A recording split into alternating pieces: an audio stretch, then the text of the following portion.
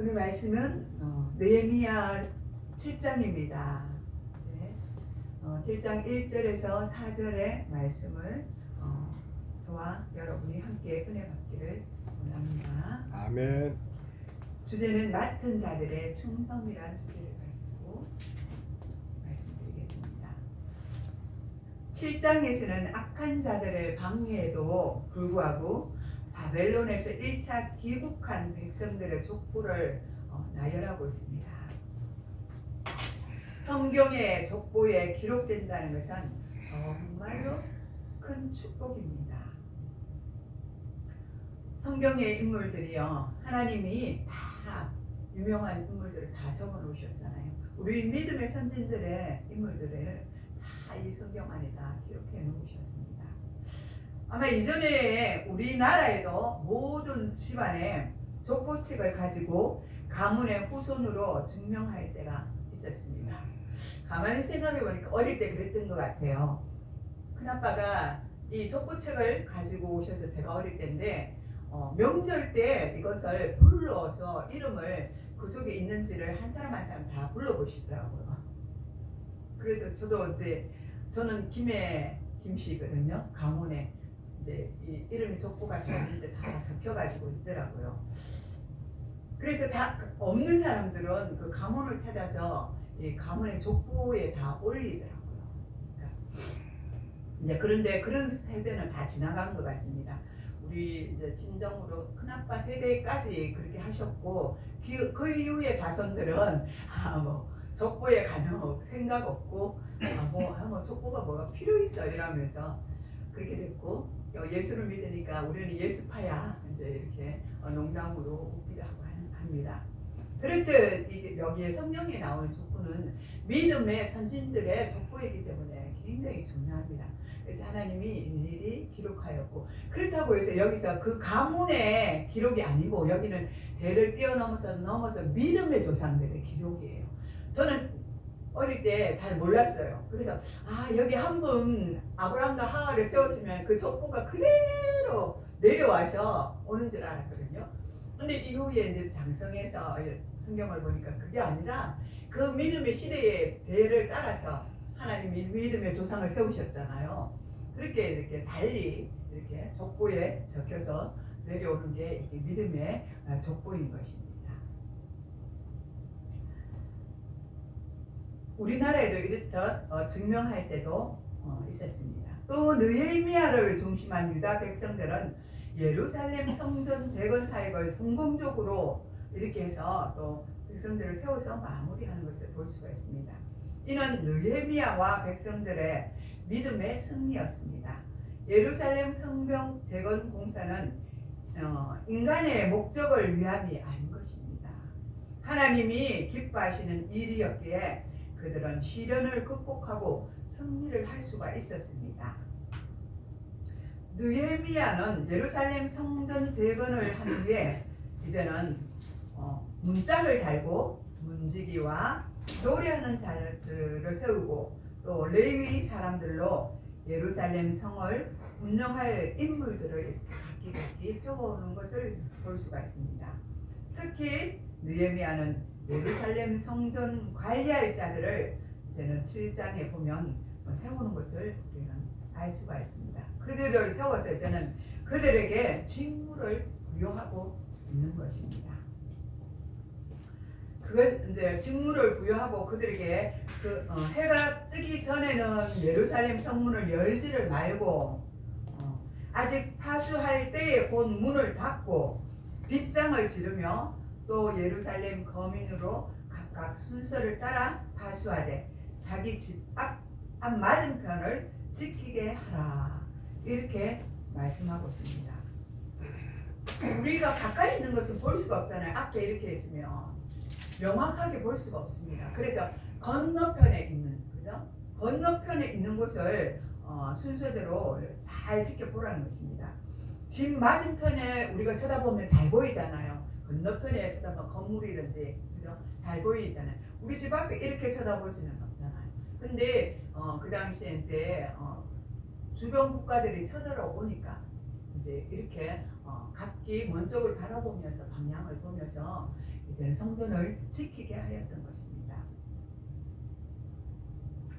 그래야 경비를 철저히 할 수 있었기 때문입니다.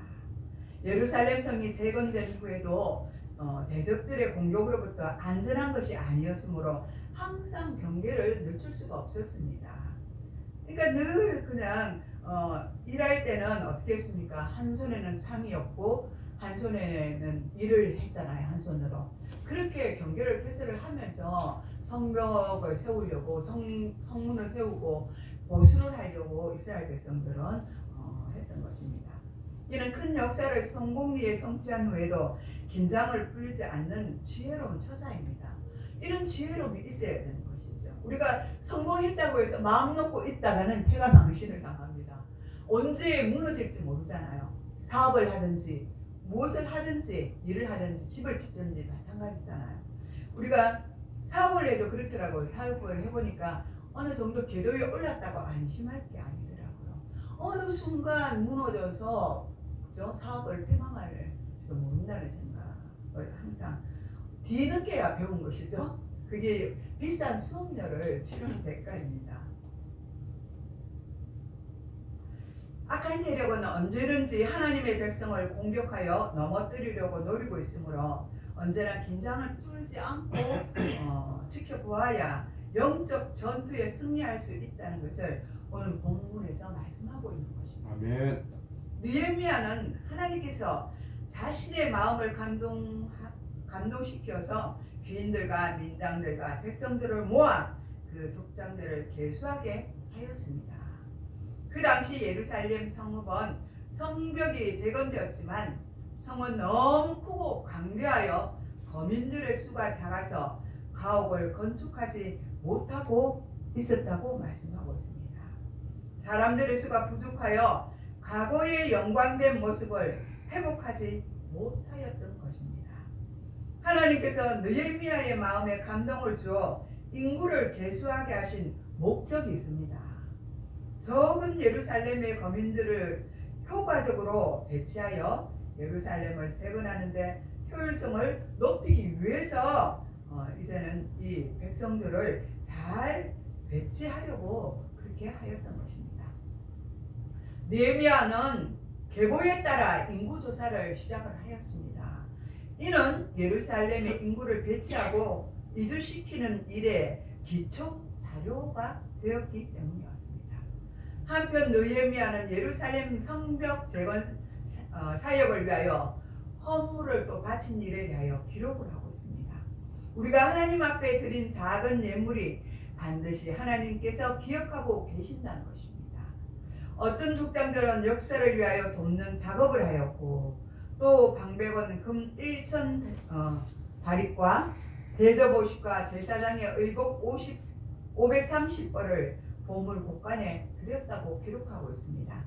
또 어떤 족장들은 금 2만 다릿과 은 2200만이를 역사 곳간에 드렸다고 말씀하고 있습니다.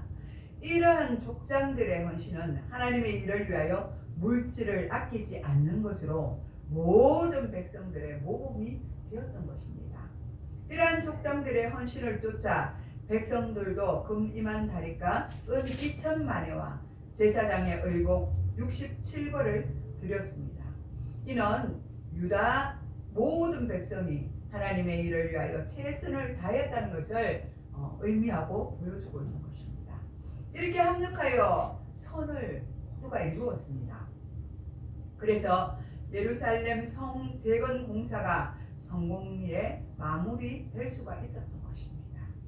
제사장들과 레위 사람들과 문지기들과 노래하는 자들과 백성 몇 명과 느디님 사람들과 온 이스라엘이 다 그 본성에 그리하여서 거하게 되었습니다.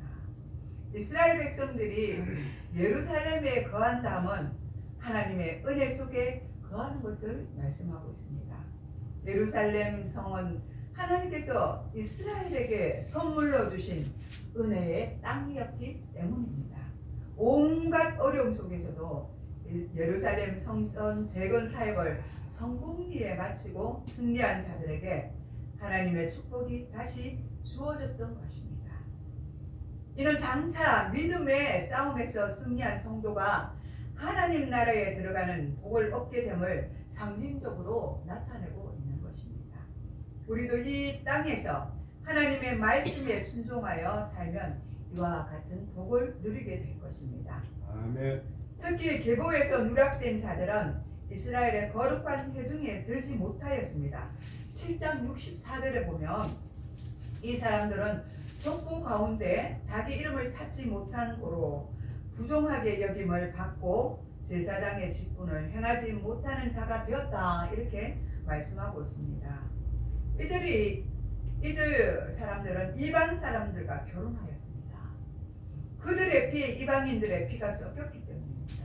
그 신분들이 불확실하게 된 자들이 되었기 때문에 그들은 하나님의 일을 할 수가 없게 되었습니다. 이들은 부정하게 여겨져서 선민의 순수성을 지키기 위해 분리되었다고 볼 수가 있는 것입니다. 느헤미야는 예루살렘 성벽을 재건한 후에 예루살렘을 다스릴 관리들을 임명하게 되었고 인구 조사를 단행하여 기록하였던 것입니다. 또한 성벽 재건을 위한 백성들의 헌신에 대해 기록함으로써 하나님의 선한 일에 동참한 사람들을 자세하게 기록하고 또 증거하고 있습니다.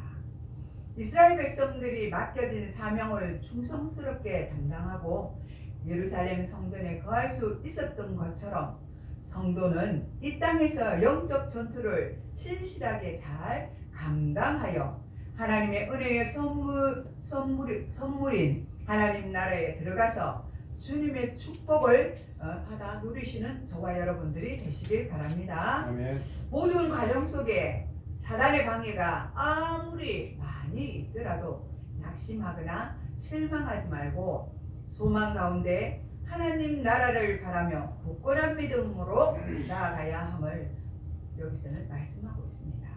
또 우리는 느헤미야 7장 2절 3절에 하나님께서 주신 직분들을 하나님께서 우리에게 주셨습니다. 우리는 직분을 받은 자로서 충성을 해야 하는 것입니다. 아멘. 할 수 있거든이 무슨 말이냐? 믿는 자에게는 능치 못할 일이 없느니라고 말씀하셨습니다. 아멘. 우리는 그만큼 노력해야 합니다. 할 수 있도록 우리가 노력해야 합니다. 우리에게는 예수님의 능력이 주어져 있기 때문입니다. 아멘. 이것이 직분자들의 본분인 것입니다. 맡은 자들에게는 충성이 최고의 본분인 것입니다. 아멘. 성도는 영적으로 게으르면 하나님의 축복을 도둑맞게 되므로 늘 깨어 있어서 말씀과 기도로 믿음으로 굳건히 하나님을 경외하며 충성을 다해야 하는 것입니다. 느헤미야가 예루살렘 성전을 방비하기 위하여 세운 대책을 2, 3절에 언급하고 있는데 해가 높이 뜨기 전까지는 성문을 열지 못하게 하였습니다. 그리고 해가 아직 떠 있을 땐 성문을 닫겠습니다. 그러니까 해가 지기 직전에 조금 밝을 때 성문을 닫게 합니다. 그리고 예루살렘 거민으로 하여금 순서를 정하여서 경계에 근무를 서게 하고 나머지는 각자 자기 집 맞은편을 지키게 하였던 것입니다. 이러한 조치는 성전은 어마어마하게 넓은데 비하여서 예루살렘 거민들은 숫자가 적었습니다. 그래서 이 성을 잘 이렇게 보호할 수가 없었습니다. 그래서 세운 대책이었습니다. 예루살렘 성은 약 해발 600m의 높은 고지대에 세워져 있었습니다. 그 성을 침공하여 함락하는 것은 매우 어려운 일이기도 합니다. 다윗도 처음에 이 성을 정복할 때 많은 어려움을 겪기도 하였습니다. 아수르 제국의 사내립도 18만 5천의 군사로 예루살렘 포위 공격을 하였지만 결국 패전하고 말았습니다. 바벨론이 예루살렘을 함락할 때도 2년 가까이 걸렸던 것이므로 느헤미야는 어느 정도 안심하고 있을 수가 있었습니다. 그러나 느헤미야는 성이 중건되고도 긴장을 늦추지 않았습니다. 아무리 견고한 성이라도 방심하고 지켜내지 못하면 언제든지 적의 침공을 받을 수가 있습니다. 다윗이 예루살렘을 정복하였던 것도 여부스 사람들이 성의 견고함을 믿고 방심하였기 때문에 다윗이 정복할 수가 있었습니다. 사무엘하 5장 6절에 보면 그 당시 여부스 족속이 점령하고 있던 성을 공격하려 하자 여부스 사람들이 그를 조롱하여 말했습니다. 내가 결코 이 성에 들어오지 못하리라. 맹인과 다리 저는 자라도 너를 물리치리라 하고 이렇게 다윗을 조롱했습니다. 이 말은 성이 너무 견고하여 다윗이 쳐들어오지 못할 것이라는 것을 자신감 있게 표현한 것입니다. 교만은 패망의 원인이 될 수가 있습니다. 여부스 족속은 다윗을 과소평가하다가 결국 성을 빼앗겼습니다. 우리에게도 지혜로운 전략과 인내가 필요합니다. 다윗은 단순한 무력으로서가 아니라 전략으로 성을 정복하였습니다. 하나님의 계획은 반드시 이루어집니다. 아멘. 아멘. 예루살렘은 하나님이 선택한 도시였고 결국 다윗이 차지하였습니다. 그러므로 느헤미야가 긴장을 늦추지 않고 경계에 임한 것은 하나님께서 주신 축복을 끝까지 지키기 위한 지혜로운 처사였습니다. 영적으로 대적들의 도전에 직면하고 있는 우리도 영적 긴장을 늦추어서는 안 됩니다. 우리는 항상 영적으로 각성하여 대적들이 틈타지 못하게 하여야 합니다. 대적 마귀는 산길자를 찾아 우는 사자와 같이 두루 우리를 찾아다니고 있습니다. 따라서 우리가 영적으로 방심하여 마귀에게 틈을 보인다면 여지없이 마귀의 공격을 받게 됩니다.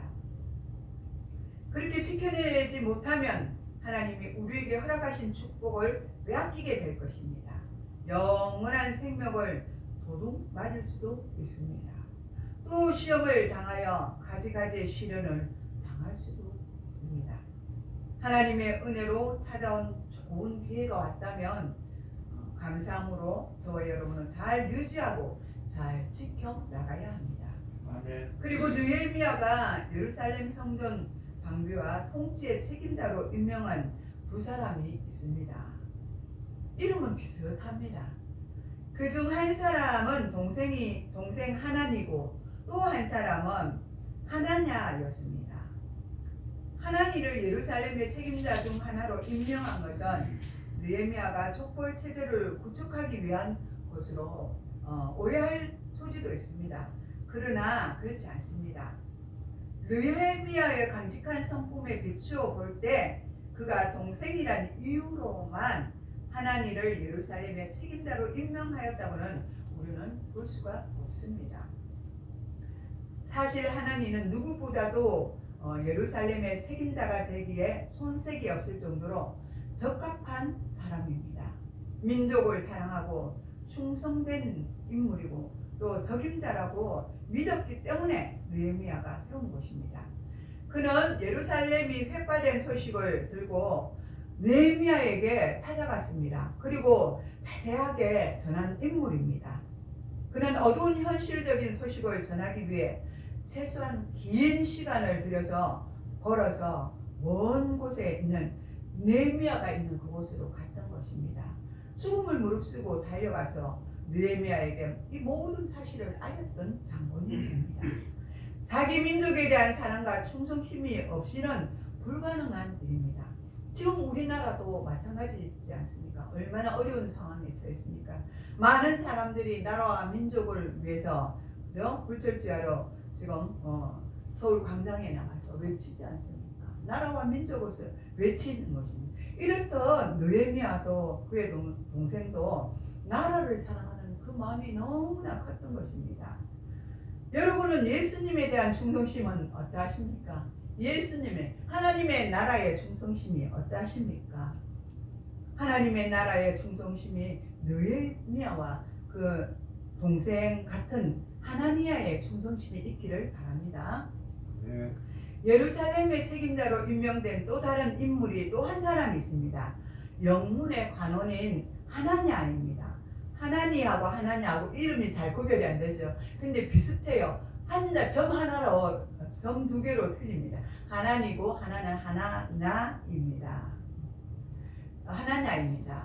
이 사람은 예루살렘 성벽이 완성된 후에 성을 다스릴 사람으로서 이렇게 하나님과 하나님 두 사람을 세우게 되었습니다. 이 두 사람은 하나님의 충성스러운 사람이기 때문입니다. 여기서 영문의 관원이란 성체를 지키는 요새 수장을 말합니다. 이는 그가 유능한 사람임을 암시하고 있습니다. 말씀에 그에 대하여 충성되어 하나님을 경외함이 무리에서 뛰어난 자라고 그렇게 소개하고 있습니다. 여기서 하나님에 대해서는 아무런 언급을 하고 있지 않지만 예루살렘에 대한 그의 열심을 볼 때 그 역시도 하나냐와 마찬가지로 하나님을 경외하는 인물이었다는 것을 알 수가 있습니다. 느헤미야는 충성스럽고 하나님을 경외하는 자들을 들어 예루살렘 성전 방비와 통치의 책임자로 임명하였습니다. 하나님의 일을 하는 사람에게 있어서 충성심과 경외심은 필수 조건입니다. 하나님의 일을 하는 사람은 이 두 가지 덕목을 반드시 갖추어야 합니다. 우선 하나님의 일을 하는 사람은 충성심이 있어야 합니다. 아멘. 바울은 고린도 교회에서 편지하면서 4장 2절에 보니까 맡은 자에게 구할 것은 충성이라 이렇게 말씀하고 있습니다. 일하는 사람에게 충성심이 없으면 그 일을 제대로 완성할 수가 없습니다. 일을 해도 대충 하여서 이제는 부실하게 되는 것을 볼 수가 있습니다. 그러므로 맡은 자에게 충성심은 절대적으로 요구되는 요소입니다. 그러나 충성심만으로는 부족하므로 하나님을 온전히 경외하는 경외심이 있어야 합니다. 아멘. 물론 세상 일은 하나님을 경외하지 않아도 충성심만 있으면 할 수가 있는 일입니다. 그러나 하나님의 일은 하나님에 대한 온전히 경외심이 없으면 할 수가 없습니다. 하나님의 일은 하나님의 힘이나 능력으로 하는 것이 아니라 하나님을 믿음으로 하고 하나님의 일을 믿음으로 하고 그 능력으로 하는 것입니다. 아멘. 그런데 하나님의 놀라운 능력은 하나님을 온전히 믿음으로 경외하는 사람에게만 임합니다. 그렇다면 오늘 이 시간 주님께서 묻는 것은 지금 내가 하나님으로부터 부여받은 거룩한 재직의 직분을 받고 사명자의 직분을 받고 얼마나 잘 감당하고 있는지입니다. 여러분은 어떠십니까? 하나님 주신 직분들을 잘 감당하고 계십니까? 아멘. 하나님 일을 안일하게 하면서 왜 나에게 복을 주시지 않는가 하는 우리 속에 불평은 하고 있지는 않습니까? 그리고 직분자의 중요한 덕목은 무엇이라고 생각하고 있습니까? 그 덕목은 지금까지 어떻게 지켜내고 있습니까? 저와 여러분은 한번 생각해 보아야 합니다. 아멘. 하나님께 받은 직분자들의 가장 중요한 것은 하나님을 경외함과 충성하는 것입니다. 아멘. 이것을 지켜내지 못하고 느슨하게 되면 하나님이 우리에게 주신 축복을 사탄에게 빼앗기게 될 것입니다. 주여. 그러므로 하나님의 일을 하는 사람에게는 충성심과 더불어 경외심도 절대적인 요소입니다. 아멘. 사도 베드로가 고넬료의 집에 초대를 받아 들어가서 복음의 말씀을 전하면서 그들이 온전히 하나님을 경외하는 모습에 감탄한 말씀을 하였습니다. 사도행전 10장 34절 35절에 베드로가 입을 열어 말하되 내가 참으로 하나님은 사람의 외모를 보지 아니하시고 각 나라 중에 하나님을 경외하며 의를 행하는 사람은 다 받으시는 줄 깨달았도다 이렇게 말씀하셨습니다. 이방인들이지만 간절히 하나님의 말씀을 받고 성령이 임하는 것을 경험하여 하나님을 온전히 경외하는 그들에게 세례를 베푸는 일이 있었던 것입니다. 그런즉 우리는 교회에서 하나님의 직분을 잘 세움을 받았을 때 충성심과 경외심을 살펴보아야 하는 것입니다.